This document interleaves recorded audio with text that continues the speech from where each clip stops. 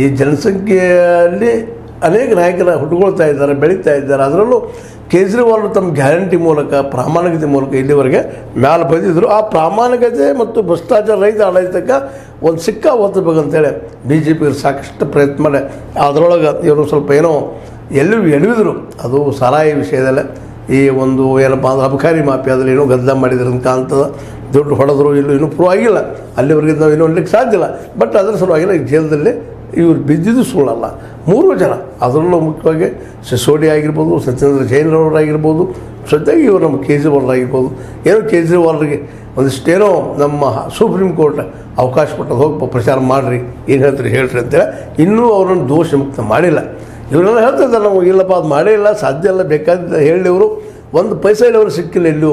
ನಂತರದ್ದು ಇವು ಎಲ್ಲ ಏನಪ್ಪ ಅಂದ್ರೆ ಕಲ್ಟಿವೇಟೆಡ್ ಮಾಡಿಸಿಂದ ಇವೆಲ್ಲ ನಮಗೆ ಅನಗತ್ಯ ಆರೋಪ ಮಾಡ್ತಾ ಇದ್ದಾರೆ. ಅವು ಯಾವುವೂ ಇಲ್ಲ. ನಾವೇನಿದ್ದೀವಪ್ಪ ಅಂದ್ರೆ ಸ್ವಚ್ಛ ಇದ್ದೀವಿ, ನಮಗೇನು ಈ BJP ವಾಷಿಂಗ್ ಮಷಿನ್ ಬೇಕಾಗಿಲ್ಲ, ನಾವು ಅದನ್ನು ಎದುರಿಸ್ತೀವಿ ಅನ್ನೋಂಥ ಮಾತನ್ನು ಇವ್ರು ಮಾತಾಡ್ತಾ ಇದ್ದಾರೆ. ಇನ್ನು ಅದು ಏನು ಮಾಡ್ತಾರೆ ಮಾಡಲಿ, ಅವ್ರಿಗೆ ಬಿಟ್ಟಂಥ ವಿಷಯ. ಈಗಂತೂ ಅದು ನೀರಿನಲ್ಲಿ ಬದುಕಿಸಿದ ಎಮ್ಮೆ ಇದ್ದಂಗೆ, ಅದು ಹಾಲು ಹಿಂಡುತ್ತದೂ ಗೊತ್ತಿಲ್ಲ, ಹಿಂಡುದಿಲ್ಲದ್ದು ಗೊತ್ತಿಲ್ಲ. ಪ್ರಾಮಾಣಿಕರ ಆಧಾರಂತೂ ನಾವು ತಿಳ್ಕೊಂಡಿದ್ದೀವಿ, ಇಲ್ಲಂತೂ ನಾವು ತಿಳ್ಕೊಂಡಿದ್ದೀವಿ. ಇದು ಜನರಿಗೆ ಬಿಟ್ಟಂಥದ್ದು. ನಿರ್ಣಯ ಬಂದ ಮೇಲೆ ಮಾತಾಡೋಣ ಅದ್ರ ಬದಲಾಗಿ. ಈಗ ನಾವು ಮಾತಾಡಬೇಕಾಗಿದ್ದೇನಪ್ಪ ಅಂದರೆ ಕೇಜ್ರಿವಾಲ್ರು 10 ಗ್ಯಾರಂಟಿ, ನಮ್ಮ ಏನಪ್ಪ ರಾಹುಲ್ ಗಾಂಧಿ ಅವರು 25 ಗ್ಯಾರಂಟಿ, 5 ನ್ಯಾಯಗಳು, ಮತ್ತು ಮೋದಿ ಅವರಂತೂ ಗ್ಯಾರಂಟಿ ಅಂತ ಹೇಳ್ತಾ ಇದ್ದಾರೆ. ಯಾವ ಗ್ಯಾರಂಟಿ ಅನ್ನೋದು ಗೊತ್ತಿಲ್ಲ. ಮತ್ತು ಮೋದಿ ಅವರಂತೆ ಆರಂಭದಲ್ಲಿ ಗ್ಯಾರಂಟಿ ಕೊಟ್ಟಿದ್ದರು, 2 ಕೋಟಿ ಉದ್ಯೋಗ ಪ್ರತಿ ವರ್ಷ ಸೃಷ್ಟಿ ಮಾಡ್ತಾರೆ ಅಂತೇಳಿ. ಇವತ್ತಿನವರೆಗೂ ಆಗಲಿಲ್ಲ 10 ವರ್ಷದೊಳಗೆ. ಇನ್ನು ಅದನ್ನು ಹೇಳೋದು ಬಿಟ್ಟಿದ್ದಾರೆ ಅವ್ರು, ನಾನು 2 ಕೋಟಿ ಕೊಡ್ತೀನಿ ಅಂತೇಳಿ. ಮೊನ್ನೆ ನಿರ್ಮಲಾ ಸೀತಾರಾಮನ್ ಅವರ ಒಂದು ಕಡೆ ಒಂದು ಇಂಟರ್ವ್ಯೂದಲ್ಲಿ ಹೇಳಿದರು, ನಾವು ಈ ಕಳೆದ ವರ್ಷದಿಂದ 10 ಲಕ್ಷ ಉದ್ಯೋಗ ಸೃಷ್ಟಿ ಮಾಡಿಕೊಟ್ಟಿದ್ವಿ, ಅವ್ರು ಡಿಸ್ಟ್ರಿಬ್ಯೂಟ್ ಮಾಡಿದ್ದೀವಿ ಅಂತ ಮಾತಾಡಿದರು. ಅಂದರೆ ಇವ್ರಿಗೂ ಇದು ವರ್ಷಕ್ಕೆ 2 ಕೋಟಿ ಉದ್ಯೋಗ ಸೃಷ್ಟಿ ಮಾಡೋಕ್ಕೆ ಸಾಧ್ಯ ಇಲ್ಲ ಅನ್ನುವಂಥದ್ದು. ಬಟ್ ನಮ್ಮ ಇವ್ರು ಹೆಂಗೆ ಹೇಳ್ತಿದ್ದಾರೆ, ಯಾವ ಆಧಾರ ಮೇಲೆ ಹೇಳ್ತಾ ಇದ್ದರು 2 ಕೋಟಿ ಉದ್ಯೋಗ ಸೃಷ್ಟಿ ಮಾಡ್ತಾನೆ ಅಂತೇಳಿ? ಯಾಕಂದರೆ ಇವತ್ತು ನಮ್ಮ ಎಲ್ಲ ಕ್ಷೇತ್ರಗಳಲ್ಲೂ ಯಾವ ರೀತಿ ಐತಿ, ಏನೈತಿ, ಇಡೀ ದೇಶದ ಪರಿಸ್ಥಿತಿ ಏನಂತ ಗೊತ್ತಿಲ್ಲದೇನಿಲ್ಲ. ಆದರೆ ಯಾವ ಕ್ಷೇತ್ರದಿಂದ ಇವರಿಷ್ಟು 2 ಕೋಟಿ ಉದ್ಯೋಗ ಸೃಷ್ಟಿ ಮಾಡಬಲ್ಲಿ ಅನ್ನೋದನ್ನು ಇವ್ರು ಹೇಳ್ತಾ ಇದ್ದಾರೆ. ಯಾಕಂದ್ರೆ ಈಗ ನಿಮಗೆ ರಾಹುಲ್ರು ಗೊತ್ತದ, ನಾವು 30 ಲಕ್ಷ ಉದ್ಯೋಗ ಕಾರ್ಯದಾವ, ನಾವು ಬಂದ ತಕ್ಷಣ ಜೂನ್ 4 ನಾವು ಗೆಲ್ತೀವಿ ಅಷ್ಟು ವಿಶ್ವಾಸದ ನಮಗೆ.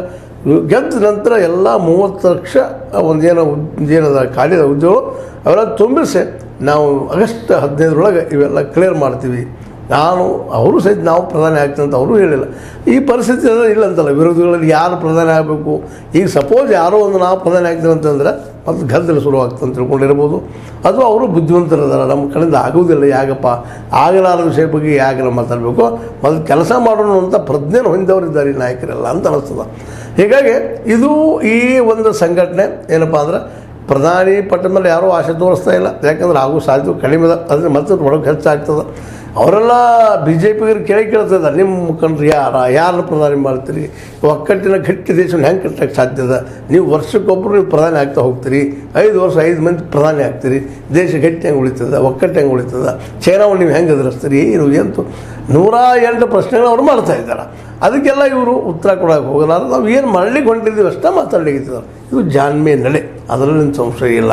ಯಾಕಪ್ಪ ಅಂತಂದ್ರೆ ಆ ವಿಷಯ ಯಾವುದು ಮುದ್ದಾಯಿ ಮಾಡಬೇಕಾಗಿದೆ ಮುಖ್ಯವಾಗಿ ಅವರು ತಿಳ್ಕೊಂಡಿದ್ದಾರೆ. ಇವರು ಏನೋ ಮಾಡಿ ತಮ್ಮ ಒಂದು ಕ್ಷೇತ್ರದಲ್ಲಿ ಇವರು ಲಗಾಟಿ ಹೋಗಿಸ್ಬೇಕಂತ ಮಾಡ್ತಾ ಇದ್ದಾರೆ BJPಗರು ಮತ್ತು NDAದವರು. ಇಲ್ಲ, ಇವು ಹಿಂದೂ ಮುಸ್ಲಿಮ್ದಲ್ಲಿ ತರಬೇಕು ಅಂತ ಗುದ್ದಾಡ್ತಾ ಇದ್ದಾರೆ. ಅವ್ರು ಬರ್ತಾ ಇಲ್ಲ, ಅದ್ರೊಳಗೆ ಸಿಗ್ತಾ ಇಲ್ಲ. ಅದರಿಂದ ನಿಮ್ಮ ಮುಖಂಡ ಯಾರಪ್ಪ ಅದನ್ನು ಹಾಕಿರಂದರೆ ಅದಕ್ಕೂ ಅವ್ರು ಉತ್ತರ ಕೊಡೋಕೆ ಹೋಗ್ತಾ ಇಲ್ಲ. ಹೀಗಾಗಿ ಅವ್ರ ಪ್ಲಾಟ್ಫಾರ್ಮ್ ಏನಿತ್ತು, ಹಿಂದೂ ಮುಸ್ಲಿಮ್ 80-20 ಮಾಡಬೇಕು ಅನ್ನೋದು, ಅದು ಪಾಕಿಸ್ತಾನದ ಬಗ್ಗೆ ತಂದು ಏನು ಗದ್ದಾಡಿಸ್ಬೇಕಂತ ಮಾಡಿದ್ದು, ಇವೆಲ್ಲ ಸಾಕಷ್ಟು ಪ್ರಯತ್ನ ಮಾಡ್ತಾ ಇದ್ದಾರೆ. ಇವತ್ತು ಮಾತಾಡ್ತಿದ್ದಾರೆ ಮೋದಿಯವರು, ಏನೋ ಈ ಪಾಕಿಸ್ತಾನದ ಬಗ್ಗೆ, ಇನ್ನುಳಿದ ಬಗ್ಗೆ ಮಾತಾಡ್ತಾ, ಹಿಂದೂ ಮುಸ್ಲಿಮ್ ಬಗ್ಗೆ ಮಾತಾಡ್ತಾ, ನಾಳೆ ಇವರಿದ್ದಂಥವರು ಎಲ್ಲ ಮುಸಲ್ಮಾನರಿಗೆ ಆಸ್ತಿ ಹಂಚ್ತಾರೆ ಅನ್ನೋಂಥ ಮಾತಾಡಿದರು. 1-2 ಮಾತಾಡೋದಕ್ಕೆ ಅದ್ರ ಬಗ್ಗೆ ಚಕಾರ ಇರ್ತಾರ, ನೇರವಾಗಿ ಸರಳವಾಗಿ ನಾವು ಏನು ಮಾಡಲಿಕ್ಕೆ ಹೊಂಟಿದ್ದೀವಿ ಅಷ್ಟೇ ಹೇಳ್ತಾ ಇದ್ದಾರೆ. ನೋಡ್ರಿ, ಗ್ಯಾರಂಟಿಗಳು ನೆನೆಸ್ಕೊಂಡಾಗ ಎಲ್ಲ 25 ಗ್ಯಾರಂಟಿ ಇರ್ಬೋದು, ಇವರು 10 ಗ್ಯಾರಂಟಿಗಳು ಇರ್ಬೋದು. ಇಲ್ಲಿ ಎಲ್ಲ ಗ್ಯಾರಂಟಿಗಳು